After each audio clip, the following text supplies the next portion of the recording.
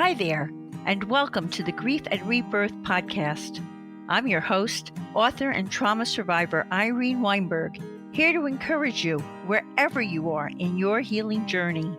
In each episode, I chat with incredible grief and trauma specialists, healers, mediums, and celebs, as well as remarkable people who have inspiring healing stories to share. If you're looking for a podcast that's both uplifting and inspiring, you've found it. Let us help you find your joy in life. I hope this finds each of you so very well. I'm speaking to you today from my studio in West Orange, New Jersey. Absolutely delighted to welcome Jenny Jabonski for the 13th inspiring interview in the Grief and Rebirth podcast Rebirth series. Jenny, who is a human and animal soul whisperer, a horse medicine facilitator, an author, an inspirational speaker, and an opioid crisis awareness advocate, will be speaking to us today from Prescott, Arizona. In 2001, Jenny retired from a career in international security to focus on resolving her emerging medical issues. In 2012, when a prescription opioid medication caused her lungs to stop working, Jenny had a profound near-death experience that brought her remarkable psychic abilities. She became motivated to go on an extensive spiritual journey of discovery, which led to a greatly heightened awareness of her body, consciousness, and energy field.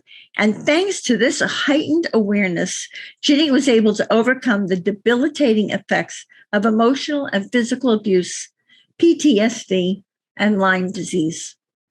Jenny, who can communicate telepathically with plants, animals, and the spirits of those who have crossed over, now combines her extensive knowledge, multi-sensory intuitive abilities, and shamanic principles to assist others.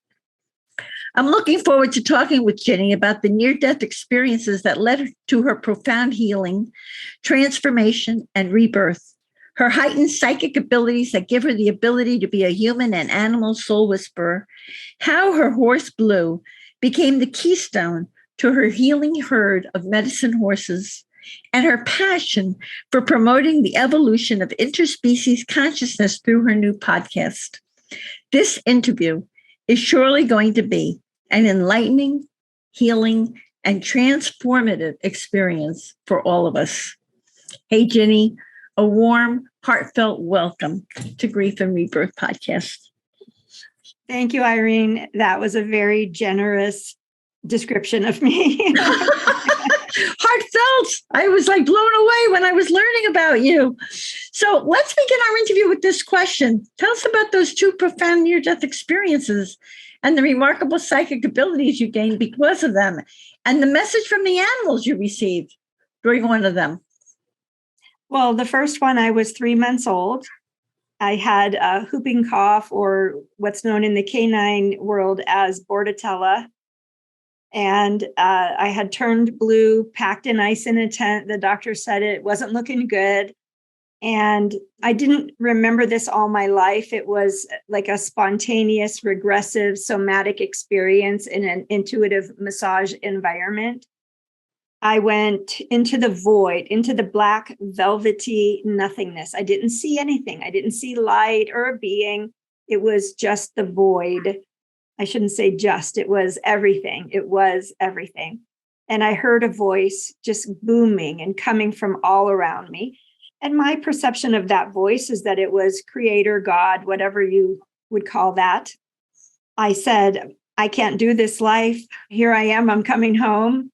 And the voice said, no, you have to go back. And I fought back and forth several times. And I just said, no, you don't understand. It's going to be horrible. I'm going to be emotionally and physically abused. And there's going to be a lot of trauma. It's going to be very difficult. We fought back and forth 7 or 8 times. And the last time, the voice said, I will make you stronger, and sent me back. So I didn't understand why, but my whole life inside of me, there was a very heavy sadness, and under that was an anger. But I wasn't quite sure ever who I was angry at. Now, my healing journey, of course, I realized I was angry at God for sending me back. Wow, that's amazing. And your second one, which brought you all these psychic abilities and messages from animals. Tell us about that one. So that one was in 2012. I had been on prescription opioids, and I've told the story, hundreds of times. You can find probably, 50 or 60 interviews really quickly where I talk about it. About a year before that near-death experience, my horse Blue was placed in a sanctuary because I was declining in health, and we had to sell everything and move into the city so I could be closer to the doctors. So I still went back to visit him. One day when I was visiting him, I was with him and I turned around and there were 13 horses lined up in a semicircle, and my consciousness left my body and went to a place where on the other side of the veil where there were a lot of animals. And I was told, you're going to die. Don't die. We have something important for you to do. Wow. And I didn't, understand really what was happening. And when I came back in my body, I sort of looked around like, did anybody else see that? Did anybody else witness that? Because who would believe that experience that I had? So less than a year later, I died. I went to sleep, and the fentanyl caused my brain to forget to tell my lungs to breathe. You earlier had described that you had a mini near-death experience because you didn't go in your conscious memory or in any memory that you've had brought back to the surface. You don't remember going across the veil. Well, I guess you could describe mine as a mini near-death experience because I don't recall going through a tunnel or really going very much further than being propelled into a white space. No ceiling, no floor, no walls, a beautiful green deciduous tree in front of me, and a man that looked very much like the Christian version of Jesus walking toward me. And he said, "You've suffered enough, come with me." And I reached out my hand and I could feel my fingertips touching his fingertips. And I was like, oh, yep, that makes sense. I'm taking a lot of medicine. Oh, yeah, I'm gone. And it's not the first time in my life, in my adult life, that I thought that I was dying either. So there's been some other interesting things. But so I said, of course, makes sense. And as my fingers were slipping across Jesus's fingers, I heard a commotion behind me. And I turned my body around, and there were the horses and donkeys from the sanctuary where Blue was, my horse Blue. And they were screaming. They were up on their hind legs. The donkeys were braying, making loud noises. The horses were whinnying and screaming. And I could hear in a human voice, "Don't go, don't go. Don't you remember there's something important you have to do?" And without even thinking, I just whipped back around and I said, "Sorry, Jesus, I'm going with them." And I just came back in my body so quickly and immediately regretted it because my lungs were on fire. I had been gone for a while. My heart had stopped, probably had some sort of heart event, and had a few little mini strokes, I think, at the same time. Oh my God. And yeah. So that's why the left side of my face is a little droopy.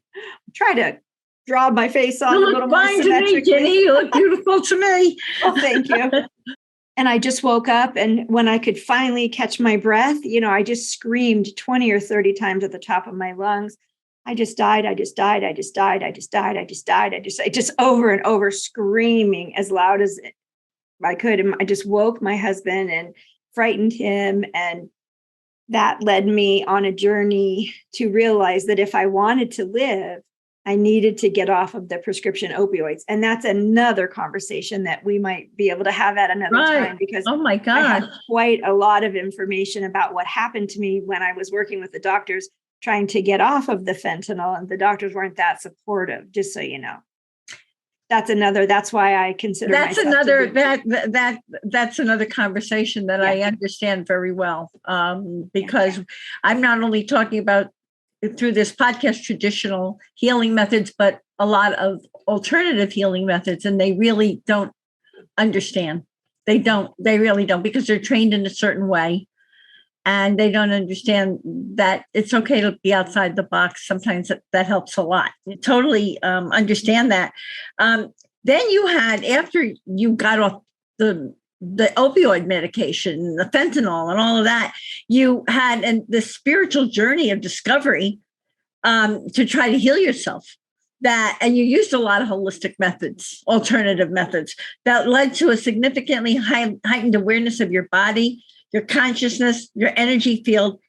So, what questions within you did the spiritual journey of discovery answer? Tell us what you did. I mean, I think you did acupuncture. What modalities did you? Oh, I tried everything from quantum healing to psychics and mediumships and Akashic records and intuitive physical therapists and a lot of past life work and breathing and anything I could do with my body, which was very little because I had been bedridden for more than 10 years. Oh my God, Jenny. When I woke up from that, I could see dead people, hear consciousness. I didn't understand what was happening to me because I never was exposed ever to any spiritual philosophy or religious philosophy beyond Christianity. So it was all very crazy making to me. And I had majored in economics and my husband majored in engineering and also computer science. And he was, I guess, what one would have called at that time an atheist. So we both just thought, well, it's the drugs. But it wasn't the drugs because I knew what was happening to people. I could hear their inner voice when they spoke with their mouth and their physical voice. It wasn't congruent with their heart and their soul, and their body was saying something different. And I could see all of the human energy constructs, the subtle bodies, the meridians, the chakras. And I could even see the nervous system like a vast golden superhighway with these little tiny crystalline, almost like hard drives that have now been discovered and books written about them. There's one written by Stuart Hameroff talking about microtubules. And when I discovered that book, I was like, yes, that's what I see. And all the information is stored in these little tiny nanoparticulates of crystals in the microtubules in our nervous system. And that's how our body expresses what our mind has not processed. And I was trying to explain this to people, and Gabor Mate and Peter Levine and Stephen Porges weren't really popular back then yet. It wasn't something that was really widely discussed or available. And the internet was just kind of new back then. It took a while for all this information to get out. But the more I was able to meet people and find out about some of the quantum physics theories and other alternative views, which frankly have been scientifically proven for 100 years, but it's just not discussed because it's called pseudoscience or what have you. But it was very crazy making. I could see all of this and I didn't understand it. So I had to go on a journey of education, or what I call remembering, because I already knew all of this. I just didn't remember, right? And when I went to the classes or took part in the modality, that last time I came back from the near-death experience, it was as if I had to have gone somewhere, because it was as if I had a direct line of connection to my higher self. Some people call it the oversoul, the monad, the part of me that exists outside of time. And this is really, I think, the crux of my journey, my message, my experience, is that I had completely forgotten the truth of who I am as a spirit in a body, as an infinite soul, as an infinite being of light, completely forgotten. Which is what most of us do. When we're born, we lose that memory, right? We forget. Exactly. But all of the trials and tribulations I went through in my life that were meant to send me on a seeker's journey. I was stuck in the first quadrant of the hero's journey, just the suffering, and dark night of the soul. And then I go back to the beginning and suffer, and have another dark night of the soul. You never looked out. You never kept moving. Right. And now you're in this journey and you're starting to move forward. Yeah. And you're getting insights. And what are the insights telling you? Well, it was very slow going at first because my experience was that I went to a lot of healers that didn't really understand what they were doing. They didn't have a sense of really what was appropriate to help a person on their spiritual journey. And I think metaphysical healing and alternative healing has been sort of normalized. And so when we go into the practice or we come into the community and we're a newbie, we just accept that this phenomenology is normal. It's appropriate. The give me $500 and I'll heal you exchange, right? And there wasn't a lot of, I have information that will help you on your journey, right. Help you to see what you are unable to see, or help you to understand, or give you another context or another perspective of something that you haven't been able to see. And this will help you continue down the path. It was more just lay there, be quiet. I'm going to tell you what's wrong with you. I'm going to fix you. And almost every time you have more people who are definitely healing the way you said. They'll tell you this is what's happening. This is why. They seem to be more tuned in. And I think that when this happened to you was around the time when I was coming out with my book, where people thought it was crazy, cuckoo for Cocoa Puffs. Really. Very similar. Right. So I wasn't learning a lot in the beginning. Everybody I went to, they had all the answers. Everybody else was wrong. I had to do it their way. But what I was seeing and perceiving, and what that my higher self on the other end of the phone line was telling me, okay, so now look inside yourself. And do you see what they're talking about? Now I'm going to explain to you why this is there. This is an emotion, or this is a belief system, or this is an unhealed wound from a past life, or this is an absolute misunderstanding from when you were a child and your little psyche misinterpreted something. Whereas there was always an attempt to oversimplify or invalidate or make wrong or what have you. And that was my experience. And I think I had to have the experience I had in order for me to get where I am with the perspective that I have today, which is, I don't invalidate people. I don't tell people they're wrong. I don't tell people I know more than them. I know nothing about you or anybody else. And I listen to the person's soul. So very, very few people, in fact, almost nobody for years ever said, this is what your soul is telling me. It would always be their guides. And their guides were condescending or laughing or thinking things were ridiculous or choices. So they were coming from their egos. They weren't really coming from a healing place. Yeah. And so what I saw over and over was healers who were traumatized, who found out they had a healing gift, who wanted to put out a shingle and quit their day job because they couldn't stand being with people anymore. And they wanted to heal everybody else and really not heal themselves. They didn't know how to ground. They didn't know how to clear their energy. They didn't know how the psychospiritual apparatus worked. They didn't understand. They weren't channeling their higher self. They were channeling the beings that were standing behind them. I saw a lot of that. And I think that's why my journey unfolded the way it did, so that I could see things to then check myself. Is this happening to me? Yeah, of course it is. Okay, so how do I address this within me? So rather than say, somebody else has a problem, it was always, no, your outer world is a reflection of your inner world. And that higher self on the other side of the phone, was always saying, look inside. This is why this is happening. This is why this is here. Please understand, this goes much deeper. My experience was when people said they were energetically healing me, I would walk to the car and it would come right back, because they didn't have buy-in from my soul. They were literally violating my physical body, my energy field, and my soul. And you were being allowed to see this. You were getting your own education. Yeah. What was authentic and what was not. Yeah. I never complained. I never went back and told people, oh, you're wrong or you're doing it. Or that's not my business. My business was my healing journey. A lot of that really informed who I am today. And another reason that I kept going was because I would be taught a protocol. It's if then, or step 1, step 2, step 3. And if this is the case, here's the solution. And I would say, but that's not what that soul is asking for, or that's not what the consciousness of that body doesn't feel safe. Or if you do this, it's too much for the nervous system. You need to stop. And I was constantly being told, oh, you're just naive, or your information is incorrect, because they couldn't see, they weren't getting information directly from their higher self. They were not getting it right.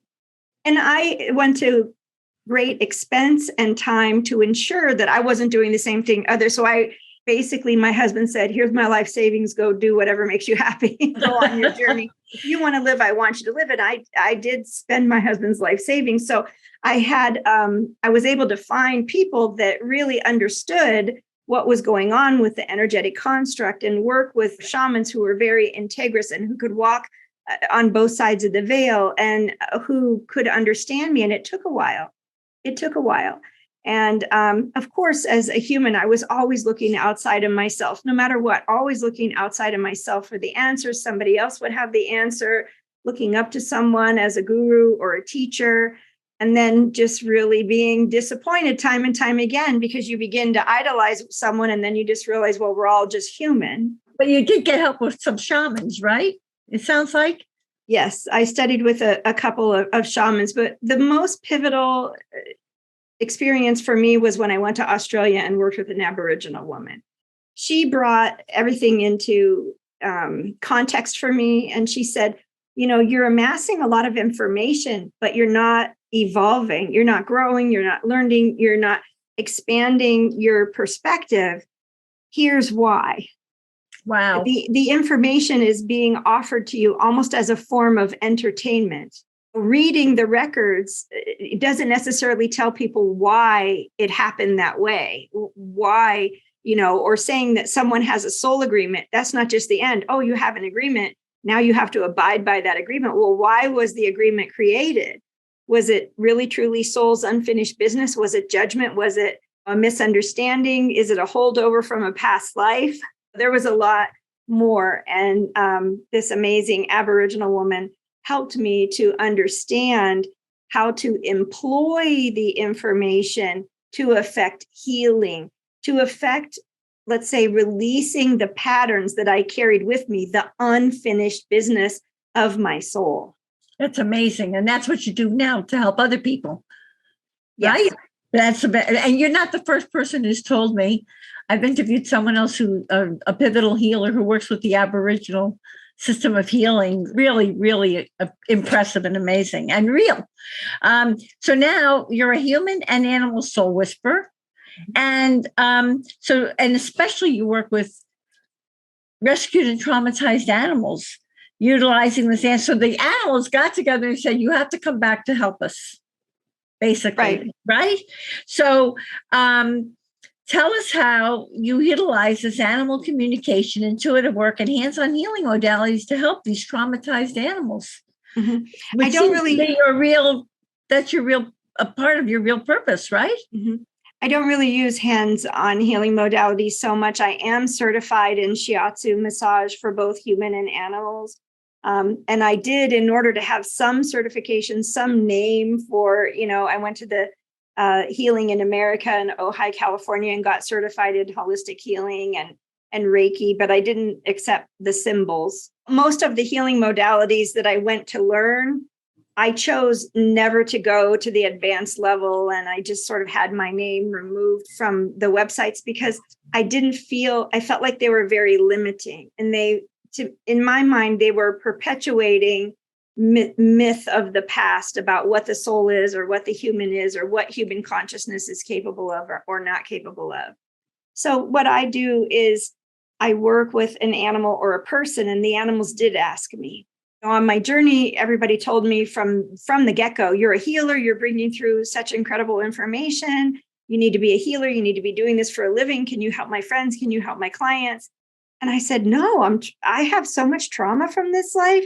And I've seen other people working in a capacity as a healer and it not working out so well for them. So let me go on my own healing journey and try to understand more of what's happening to me, and then in the greater context, humanity. And maybe then I will be interested in doing that. And eventually I just was willing to give messages. And when I started giving messages to people, all of a sudden their animals, alive or dead, started coming into the sessions. Well, that bothered me because I didn't remember my near-death experience after that day. I had forgotten that piece of it, the piece about the animals, because getting off of the opioids was really traumatic in itself. But in case My goodness, what you have been through, holy moly! Yeah, yeah. I have to say, right in the middle of this interview, my kudos. I give great kudos. You got a great guy there. Thank you. Oh, my husband. Yeah, he's wonderful. Oh my God, what a wonderful man that is, to be so supportive of you through all that you've been through. Yeah. Love you so much. It's so amazing. Now he says, well, this is my piece. I'm doing my work and contributing to humanity by supporting you. But that's what he is. We never had this conversation before when I was sick, and he was bringing me 3 meals a day and taking care of the ranch and having a full-time job. And then after my near-death experience, he supported anything. If I wanted to go travel for 3 months, which I did many, many times, not coming home for 3 or 4 months at a time, just traveling, sometimes not even knowing where I'm going, just getting up in the morning and my higher self telling me, go here, look up this person on the internet, go visit this, go meet these people, go to this mountain. And I just did whatever my higher self told me to do. And my husband supported it. He is a wonderful, wonderful man. He is amazing. He's a wonderful, wonderful man. It's almost like I talk about the soul, and I have this divine plan, and he's working with me from across the veil. Your husband is working with you in this lifetime now to support you. It's very clear. It's very clear that he's my support team in this life. Yeah. Absolutely wonderful. Absolutely wonderful. So when you work with traumatized animals, you hear their souls. You help them to heal? Yeah, well, let me quickly follow up real quick. So I was working with the people and the animals started coming in. And I was entertaining I thought I was entertaining their, requests, and they would give messages helpful for the people or helpful for them, clearing up misunderstanding, bringing messages of love, sometimes asking for healing. And I just did whatever I would do for a human, for the animal. And then one day I meditated and I said, this is really bothering me. Why are the animals bothering me? Now I'm really trying to do something important here and help people. And that's when my primary guide and this council of animals and all the horses came in and said, don't you remember? We're the ones that saved you from your near-death experience. We brought you back and we guided you on your journey to all these various places and healing modalities and to meet all these incredible people. And now you're going to take everything you learned on your journey about human consciousness and trauma and the energy field and how it all interacts, and you're going to apply it to the animals, because nobody's talking about animals as sentient beings, or far too few, let's say. People are discussing that. And we need help too, because we're traumatized too. And we have thoughts, feelings, and emotions, and we are struggling to be self-aware because humans don't want to let us be self-aware. And I just kind of said, are you sure you're picking the right person? Yeah, I'm not an animal communicator. What? Like, why are you picking me? And what did they say? Don't worry, it's all going to work out. So a year later, something remarkable happened. I was woken in the middle of the night and told to go to San Diego. And I said, no, I'm not going to San Diego. Went back to sleep, woken up again, go to San Diego. No, I don't know anybody in San Diego. I just thought it was something bothering me, So the third time I was like, oh, fine, I'll wake up now. I'll never go back to sleep. And I turned on my computer, and sure enough, there was a fire in San Diego where 1,000 horses were displaced and 900 horses were in one place. And I heard, so you going to San Diego now? And I guess so. Wow. So I went to San Diego and volunteered with a lot of the people that were displaced from the fire. And due to Instagram and Facebook and, all those fun social media platforms, within months, I had like 200 animal communication clients. So I just became an animal communicator overnight. Now, that's not to say that I didn't go take animal communication classes and animal healing modality training.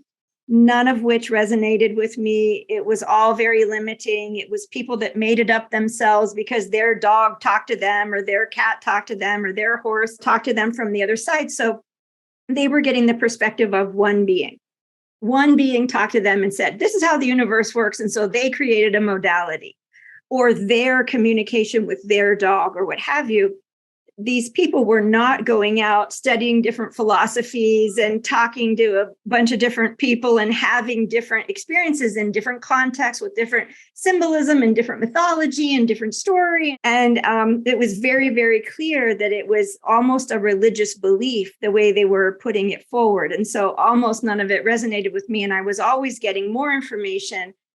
And it was the same thing as with me. And the human perspective was, it's not what the soul needs. They're not honoring the soul, and they're not honoring the layers of trauma, their survival instincts, the mental, the subconscious constructs that are creating some of the issues, and then the unfinished business of the soul, what some people call judgment, some people refer to as karma. So I just realized if I was going to do my thing, I couldn't hitch my star to anyone's wagon, because I was here to help us remember the way it used to be. We all used to be shaman. We all used to have access to wisdom. We all used to be able to talk to our higher selves. Now, did I go on that journey organically and sort of work my way up through the ranks?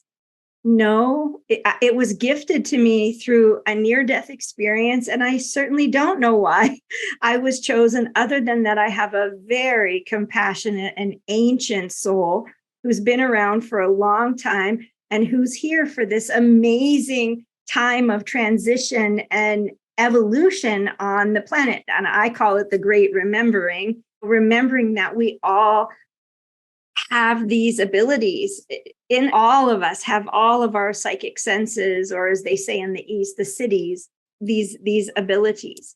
So that's really how it happened. And I work with animals the same way I work with people. I don't know anything. Nothing that I have ever learned, nothing cognitive, nothing intellectual comes into play. No amount of information, unless I'm asked to say, tell them about something. They might be interested in a book, or maybe this supplement or plant medicine will help. But it's very, very rare. You're getting information right from the source. Yeah. Well, I'm getting information from their source. From their source, from their souls, and they're communicating with yours.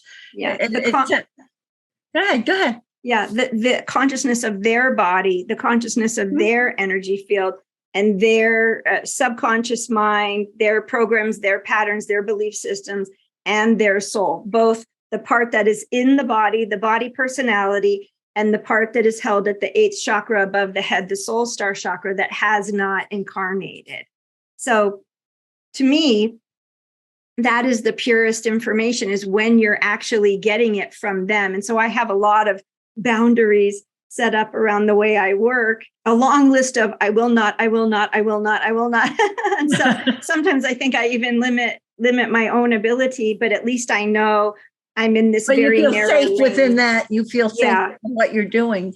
Yeah. And my lane is just that. It's a lane. And there's a lot of remarkable people with a lot of remarkable gifts, which I don't have.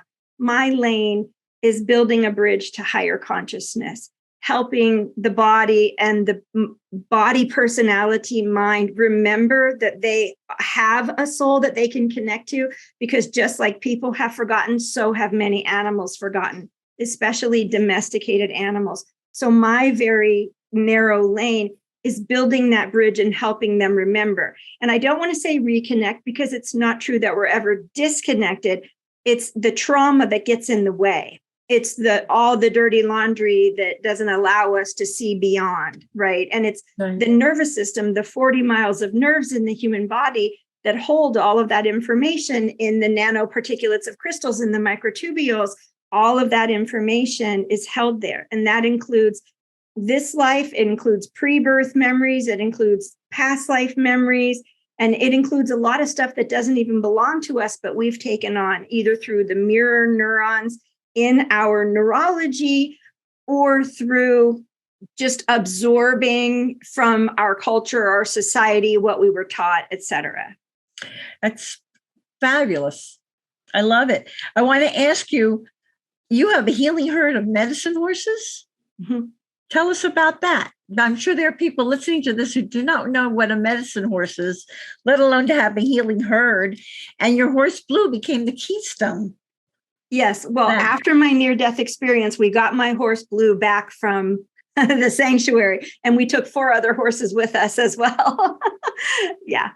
Blue was a difficult case. He was my vaquero horsemanship project 16 or 17 years ago. And he could not be contained. You could not tie him. He would not be controlled. And so anybody else would have euthanized him. He was $100,000 horse when he was a foal. And he was bred to be, basically break the world's high jump, the world record. That was the plans that they had for him, but he would not be controlled. So my thought that I was going to control him and I would be a successful vaquero horseman and use him as my project never really happened. What is that word? Vaquero? A vaquero horseman?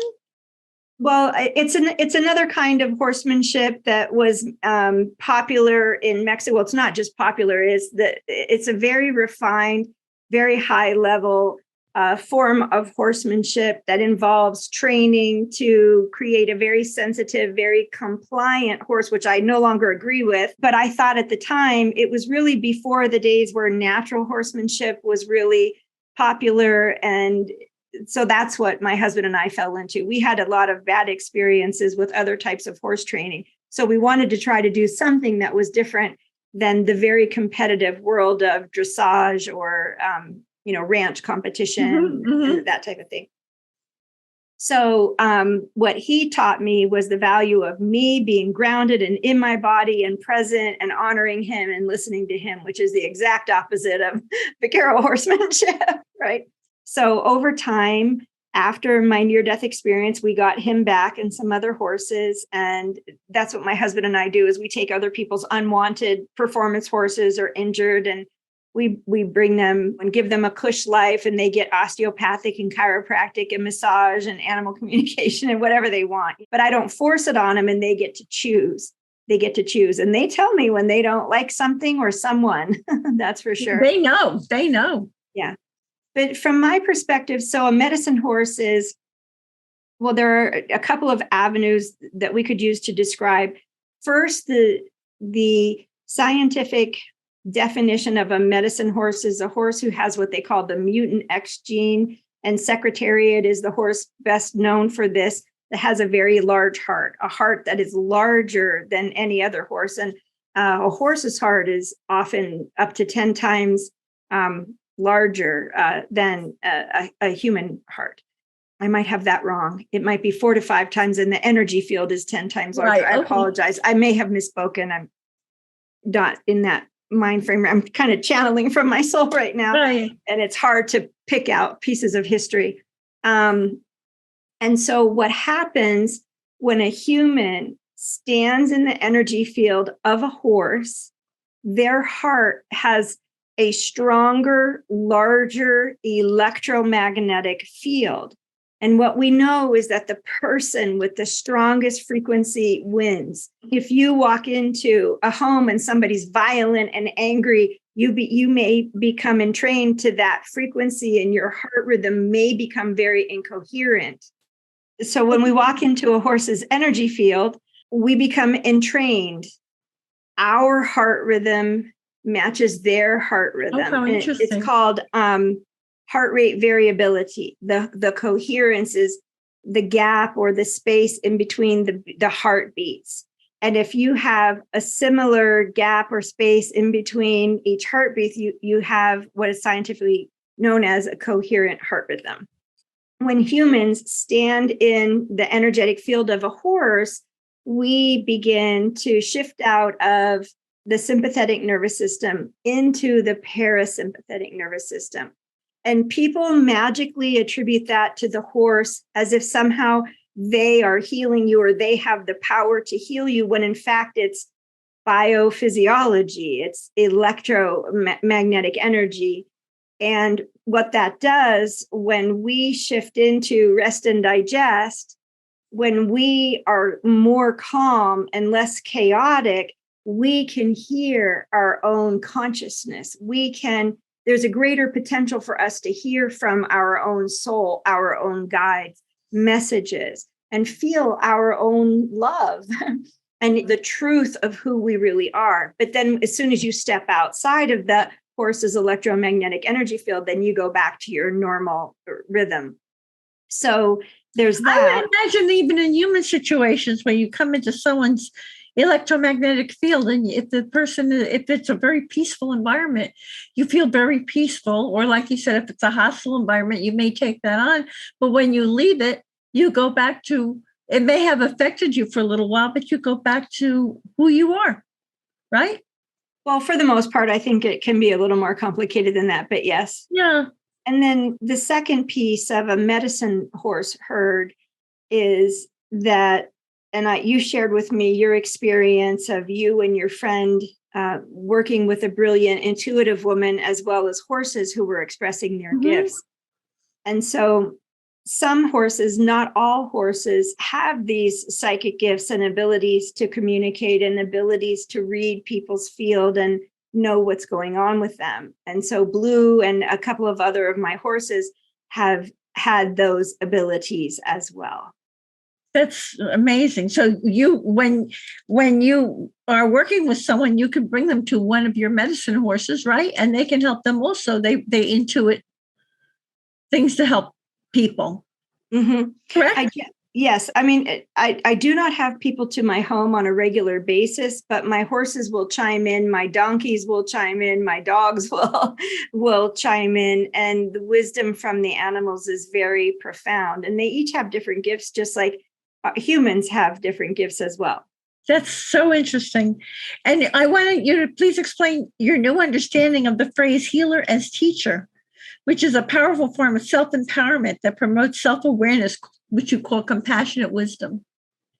Yes. Well, my soul basically told me that I was never going to be a healer unless my definition of healer was to help people understand that we are our own best healers, to empower others. And so that's the term compassionate wisdom, which was coined by a mentor of mine, G.W. Hardin, who's a mathematician and quantum physicist buff. And he talks about compassionate wisdom, which is very much in alignment with healer as teacher, which means you respond to inquiry. You don't just randomly walk up to someone and start giving them all the answers, or go into their energy field and start adjusting things as if they were a car to be maintained or to be fixed. You know, we're not tools. We're sentient beings. We're living, breathing beings. And each of us are here for unique reasons. Each of our souls have a very unique soul purpose and soul passion and potential. And wait, can we stop you right there? That's so important for our listening audience to know. So every single one of us and every single person who's listening to this podcast and every single person on the planet comes here with a specific job to do in a way, or a specific purpose, right? And how would you explain that? I was just going to say, to be fair, some people are here on vacation in this life. Oh, that's interesting. We're not really learning lessons. We're just enjoying life. Wow. And there are people who do that too. Yeah. Yeah. And that's a thing. It's a thing. And sometimes there are people here, just sort of earth angels, they're just holding the light for the rest of us to sort of fumble around and figure out what we meant to do. And some of us never actually get to that. And that's okay too. We all get to make our own choices. But when someone comes to me and says, I have a problem, or can you solve my problem? The answer that they will get from me is, here are the things preventing you from solving your own problem.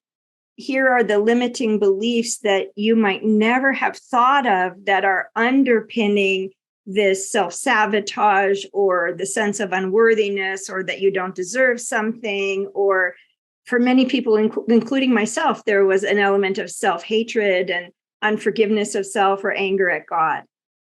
So that's fascinating. If we can get to some of those, underlying belief systems. And not only that, our souls made choices, and many of our souls made choices to experience fear in different forms, fear of being alone, fear of being wrong. And sometimes we don't realize that the way to remember that is to stop and question, well, I've been at the effect of this all my life. I wonder if my soul's had enough. Nobody In other ever words, really... as a motivation, you can feel this and then you can go to a place where maybe I have to heal that or work on that or figure that out, right? You're bringing that back to address it again and again until you got the lesson.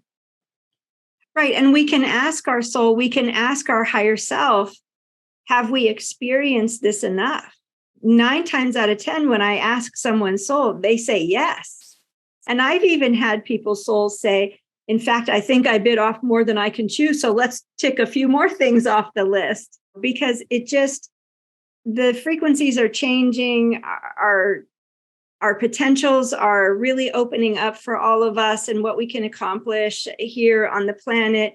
And I think a lot of the normal sort of hoops that we might have had to have jumped through if we were going to dedicate 20 lifetimes to learning one lesson or something like that, which the Hindus and the Buddhists will say, no problem, I have the rest of eternity to figure it out. Some of us are a little bit anxious to get on with the show. Yeah, it's enough. We've had. Which brings me to, you have this podcast about the evolution of the interspecies consciousness.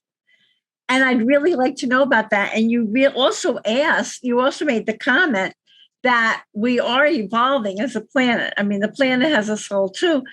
People who are listening to this are going to say, Jenny, but look at all this chaos and look at all this stuff that's going on. What do you mean we're evolving and this is going on? So can you talk to us about all of this? Well, my perspective is more, each of us individually are either choosing to grow and evolve, or we may not be consciously choosing to grow and evolve, but we're being put through the paces anyway. And some people are definitely going kicking and screaming. But I tend, because I'm not a philosopher and I'm also not a geopolitical scientist or an expert in world affairs, I tend more to look just at individual soul experience and what's going on with us individually. So if you don't mind, I'm not able to answer the question about the chaos in the world, other than I feel that it is a sign of a great shift to come, that our society must at some point, the way we have known it, it must collapse in some way to be reborn, as is the title of your podcast, Rebirth. Right, rebirth. And I think we are about to be rebirthed.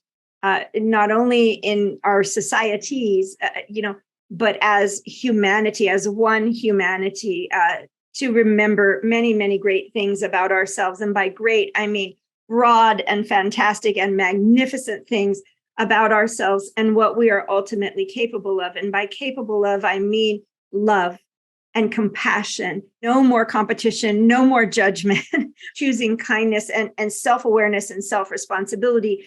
No more being a victim, no more being a martyr. I mean, certainly souls can choose that. I don't know anybody who's consciously waking up in the morning and making those choices. Right.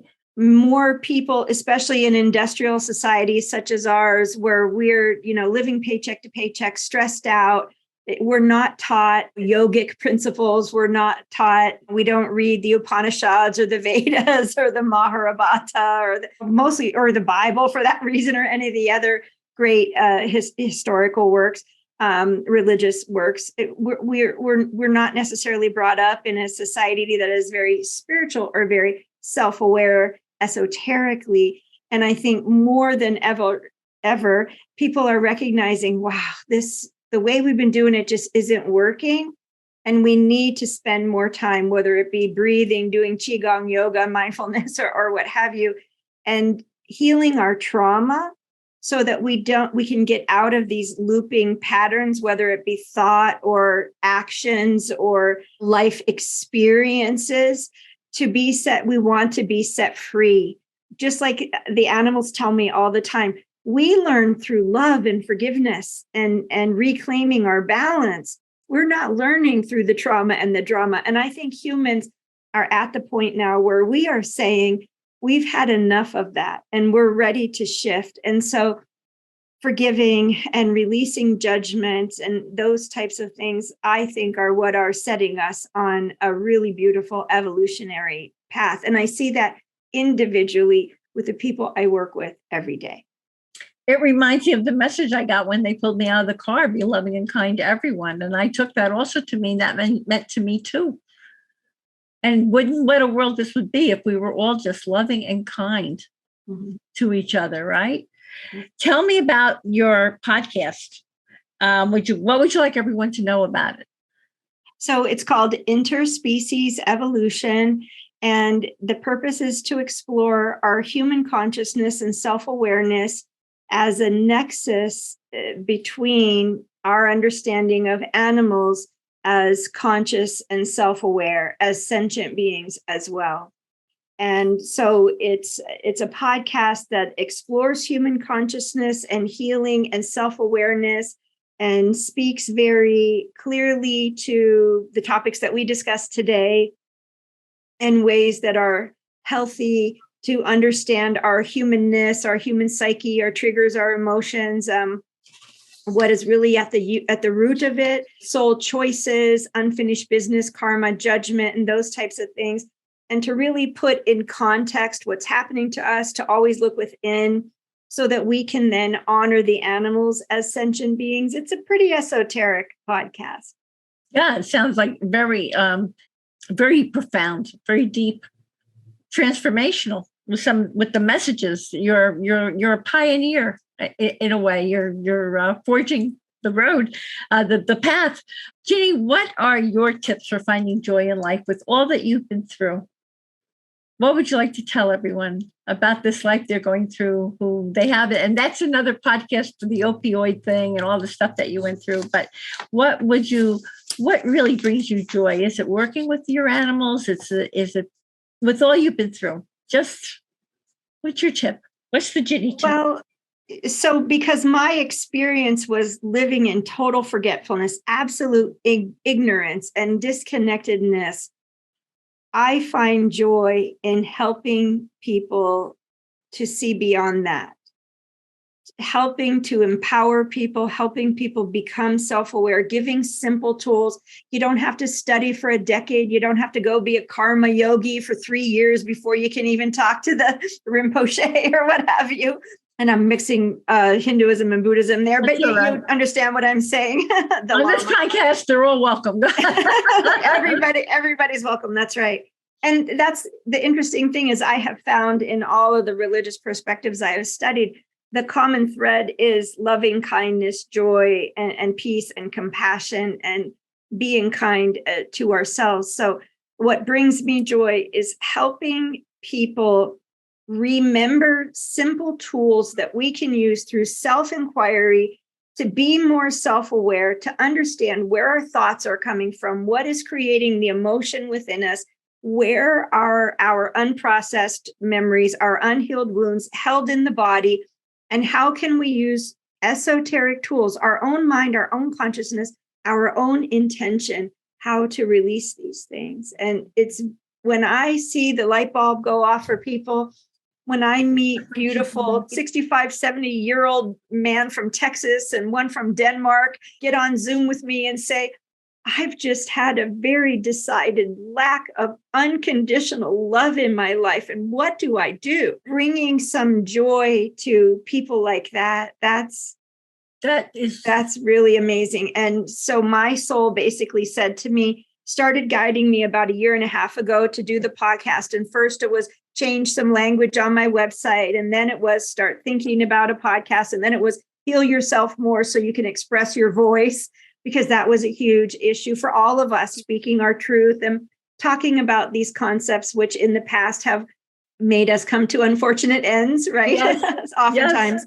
And my soul basically said, this is my love letter to humanity. This podcast is a love letter to humanity, is what are we capable of? And Are there scientific, will there be doctors and PhDs and medical doctors and scientists on my podcast? A few, but it will mostly be people with direct knowing, direct experience of being spirit in a body and their journeys and the messiness of their journey and how it's okay no matter what we choose, but always lacing in with these tools, meat and potato tools that can truly help us to overcome some of our traumas. And a lot of us don't have the money, let alone for, a copay for a psychiatrist, let alone an animal communicator or a healer. And so I'm trying to give a lot of free information, different perspectives about how we can look at ourselves and our looping thoughts and our unresolved memories and patterns and simple things that we can do. Not saying it must be like this because this is how the body works and there's no other way and nobody else can put a thought in your mind. I mean, all those things just aren't true. It's just not true. And science has tried to define what is happening to us, but the fact is emotions aren't logical, so you can't study them and you can't analyze them. Like we want to analyze everything in the Western model of, self-analysis. And consciousness is non-local, so you can't do anything to the brain. Our emotions literally and our thoughts are the prescribing doctor, and our brain is the pharmacy. And if we can learn how to control our emotions and our thoughts, or if not control, react to in an appropriate way to shift the chemicals and the hormones that are being produced in our brain, then we can begin to even regain health and balance and wholeness. That's true. That is so true. In so many ways, you and I, your podcast and what I'm doing with this podcast are very much in sync because people are learning a lot that they didn't understand before, and they're being given choices and just the information to know that they have a choice. The way they process that their lives and do things that happen to them. It's Ginny, you are an amazing role model for healing, transformation, and rebirth, which is exemplified by your lofty goal to promote interspecies evolution on this planet. Thank you for cultivating a deeper understanding between humans and animals, and thank you from my heart for this incredibly enlightening interview. And that is an understatement. And here is a loving reminder, everyone, that you can see the show notes and all Grief and Rebirth podcast episodes on ireneweinberg.com, and make sure to follow us and like us on social at Irene S. Weinberg on Instagram, Facebook, Twitter. And if you're watching here on YouTube, be sure to subscribe below so you'll never miss an episode. And if you'd like to be part of this Rebirth series, please send me an email to hello@ireneweinberg.com. Ginny, thank you again and again. And as I like to say, to be continued, many blessings, and bye for now.